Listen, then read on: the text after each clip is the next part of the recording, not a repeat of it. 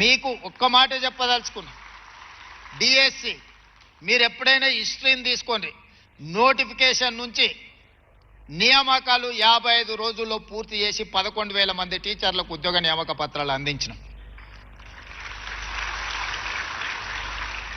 ఇవన్నీ కూడా అది పోలీస్ డిపార్ట్మెంట్ రిక్రూట్మెంట్ కావచ్చు, మెడికల్ అండ్ హెల్త్ డిపార్ట్మెంట్ కావచ్చు, టీచర్ల నియామకం కావచ్చు, లేకపోతే గ్రూప్ 1, గ్రూప్ 2, గ్రూప్ 3, గ్రూప్ 4 ప్రభుత్వ ఉద్యోగ నియామకాలు కావచ్చు. ఒక బాధ్యతతోని ఒక యజ్ఞంలాగా భావించి ఎక్కడా తప్పులు జరగకుండా ఈ నియామక పత్రాలను అందించాలనే మేము కృషి చేస్తాం. గ్రూప్ 1 ఫలితాలు ఇచ్చే నియామకాలు అందించబోయే సమయంలో కోర్టుల ముందు వివాదాలు సృష్టించి ఎట్టి పరిస్థితుల్లో నియామక పత్రాలు అందనీయకూడదని కుట్రలు చేస్తే కూడా న్యాయస్థానం ముందు నిలబడి ప్రభుత్వం బలమైన వాదనను వినిపించి ఈరోజు దాదాపుగా 2 సంవత్సరాలలో మొదటి సంవత్సరంలోనే 60,000 ఉద్యోగ నియామక పత్రాలను అందించి దేశంలోనే ఒక గొప్ప ఘనత తెలంగాణ రాష్ట్రం సాధించింది. ఈ రోజుకు దాదాపుగా 70,000 ప్రభుత్వ ఉద్యోగ నియామక పత్రాలు ఈ 2 సంవత్సరాల్లో మనం అందించగలిగినాం.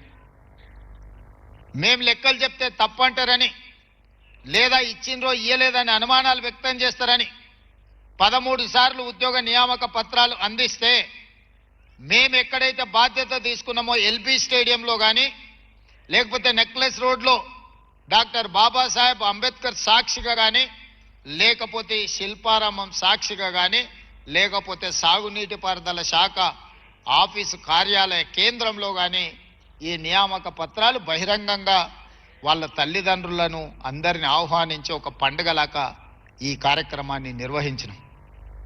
మాకు ఒక బాధ్యత కావచ్చు, కానీ మీకు ఒక జీవితకాల విజయం ఇది.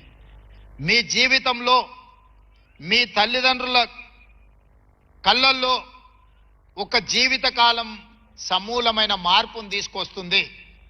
ఈరోజు ఈ ఉద్యోగం మీరు కాదు, మీ భవిష్యత్ తరాలకు కూడా ఇది ఒక దిక్సూచిగా మారుతుంది.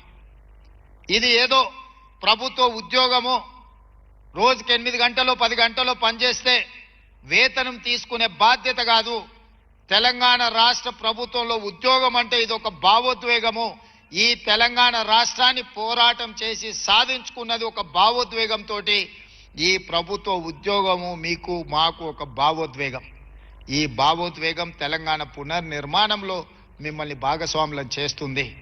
ఇందులో మీరు మేము మనందరం కలిసికట్టుగా పనిచేస్తే ఈ తెలంగాణ రాష్ట్రం దేశానికే కాదు ప్రపంచానికే ఆదర్శంగా అభివృద్ధి చెందగలిగిన అన్ని వసతులు వనరులు ఈ తెలంగాణ రాష్ట్రంలో ఉన్నాయి.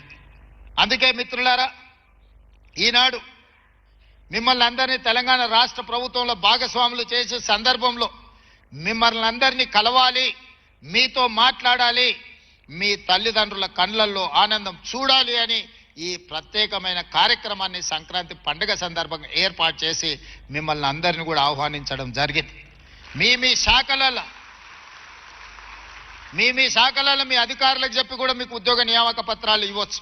నాకు తెలిసి ఈరోజు 25 శాఖలలో ఈ 1370 ఉద్యోగ నియామకాలు మీ శాఖాధిపతులకు చెప్పి డైరెక్ట్గా మీకు ఉద్యోగ నియామక పత్రాలు మీ ఇంటికి పంపించవచ్చు. కానీ ఈ సందర్భంగా మిమ్మల్ని అందరినీ కలవాలి, మీతోని మాట్లాడాలన్నది నా ఆకాంక్ష. ఈనాటి వరకు మీరు సామాన్యులు, ఈరోజు నియామక పత్రం అందిన తర్వాత ఈ తెలంగాణ ప్రభుత్వంలో మీరు భాగస్వాములు. దాదాపుగా 10.5 లక్షల మంది ఈ ప్రభుత్వంలో ప్రభుత్వ ఉద్యోగులుగా, అవుట్సోర్సింగ్ ఉద్యోగులుగా, కాంట్రాక్ట్ ఉద్యోగులుగా, ఎన్ఎంఆర్ సిస్టంలో పనిచేసే వాళ్ళు 4 కోట్ల తెలంగాణ ప్రజల యొక్క సంక్షేమము అభివృద్ధి కార్యక్రమాలను ఈరోజు మీరు అమలు చేయబోతున్నారు. మొట్టమొదటి ప్రధానమంత్రి దేశానికి బాధ్యత తీసుకున్నప్పుడు పండిత్ జవహర్లాల్ నెహ్రూ గారు ఆ రోజు కరువు విలయ తాండవం చేస్తున్నది దేశంలో. నిరక్షరాస్యత, చదువులేనితనం ఈ దేశాన్ని ఏ దిశగా నడిపిస్తుందో ఎవరికి తెలియని పరిస్థితి. అందుకే మొట్టమొదటి ప్రధానమంత్రి ఒక నిర్ణయం తీసుకున్నాడు. My top priority is education and irrigation. అంటే విద్య, వ్యవసాయము మొట్టమొదటి ప్రాధాన్యత కింద తీసుకుంటున్నాను. ఈ దేశంలో ఉన్న యూనివర్సిటీలను అన్నిటిని కూడా పండిత్ జవహర్లాల్ నెహ్రూ గారు ప్రారంభించడం జరిగింది. ప్రధానమైన విశ్వవిద్యాలయాలన్నీ కూడా పండిత్ జవహర్లాల్ నెహ్రూ గారి హయాంలో మొదలుపెట్టిందే.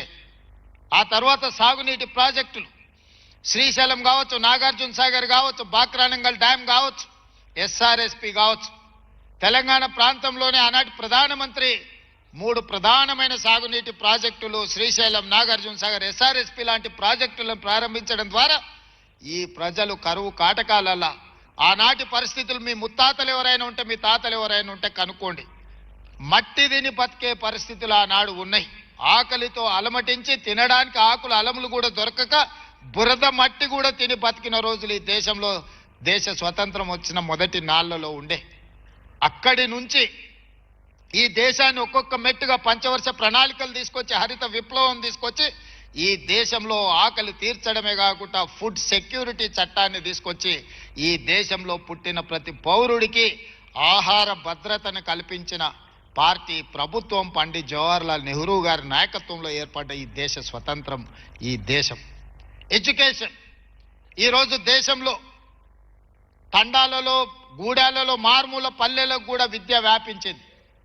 కానీ ఈనాడు పునః సమీక్షించుకొని మళ్ళీ నూతన టార్గెట్స్ మనం నిర్ణయించుకోవాల్సిన సందర్భం వచ్చింది. ఈరోజు విద్యకు సమస్య లేదు, విద్య అన్ని ప్రాంతాలకు వ్యాపించింది. కానీ నాణ్యమైన విద్య పేదలకు అందడం లేదు. విద్య ఒకనాడు లేదు, విద్య అందడమే గొప్ప విషయంగా ఆనాడు చర్చించుకున్నాం. ఈనాడు ప్రతి ప్రాంతానికి విద్య వచ్చింది, కానీ నాణ్యమైన విద్యను మనం అందించలేకపోతున్నాం.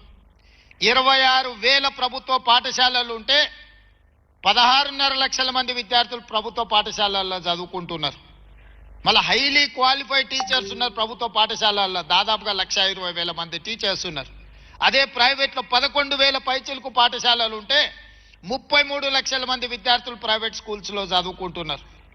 నేను మిమ్మల్ని అడగదలుచుకున్న, ప్రభుత్వ శాఖలో ఈరోజు చేరబోతున్న మిమ్మల్ని, మన మీద ఉన్న విశ్వాసం నమ్మకానికంటే ప్రైవేటు పాఠశాలల మీద ఎందుకు ప్రజలకు విశ్వాసం పెరిగింది ఒక్కసారి ఆలోచన చేయండి.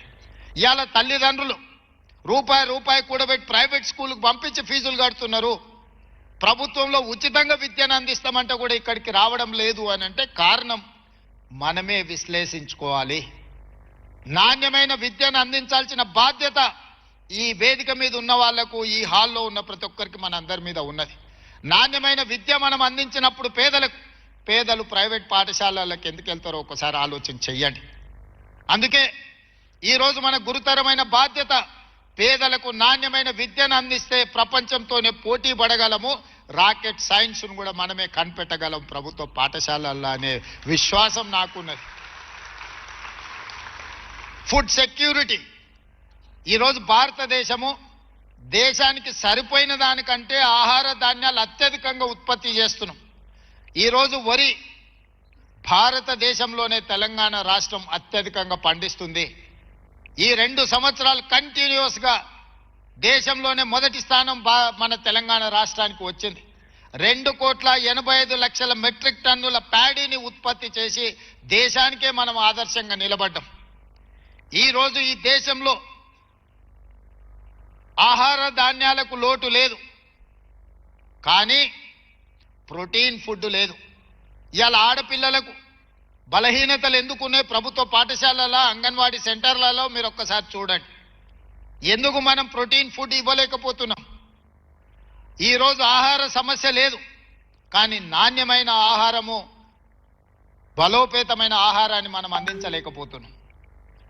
రేపటి దినం మీరు ప్రభుత్వంలో పనిచేసేటప్పుడు ఆర్గానిక్ ఫుడ్ ఎలా పండించాలి, నాణ్యమైన భోజనం ఏ విధంగా ప్రభుత్వ పాఠశాలల్లో, ప్రైవేట్లో కానీ పేదలకు అందించాలి, దీన్ని లక్ష్యంగా మనం పనిచేయాలి. ఈరోజు quality education, quality food, skill, ఈరోజు ఎవ్రీ ఇయర్ 1,10,000 మంది ఇంజనీరింగ్ గ్రాడ్యుయేట్లను తెలంగాణ రాష్ట్రం ఉత్పత్తి చేస్తున్నాయి. 1,10,000 మంది ఇంజనీరింగ్ గ్రాడ్యుయేట్లో ఎంతమందికి ఉద్యోగాలు వస్తున్నావో ఆలోచన చేయండి. ఉద్యోగం వచ్చి ఉండొచ్చు, చదువుకున్న అర్హత ఉద్యోగం ఎందుకు రావడం లేదు?